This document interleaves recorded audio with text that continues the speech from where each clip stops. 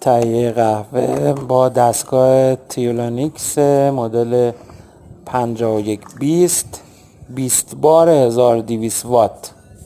بله، دستگاه بسیار دستگاه خوبی هست و عصاره‌گیریش رو می‌بینیم.